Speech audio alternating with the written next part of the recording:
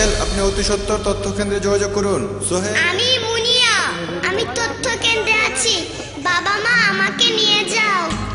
উচ্ছলতা, উদ্যম আর বুদ্ধিমত্তার জন্য আয়োডিন খুবই গুরুত্বপূর্ণ। আয়োডিন বুদ্ধির বিকাশ ঘটায়, চটপটে ও কর্মোদ্যমী করে। ঘরে পরীক্ষা করতে 5টি ভাতের দানা 1 চা চামচ লবণের সাথে চটকে 2 ফোঁটা লেবুর রস দিন। লবণের রং বেগুনি হলে বুঝবেন এতে আয়োডিন আছে। বুদ্ধিদীপ্ত জাতি চাই প্রতিদিনই আয়োডিনযুক্ত লবণ।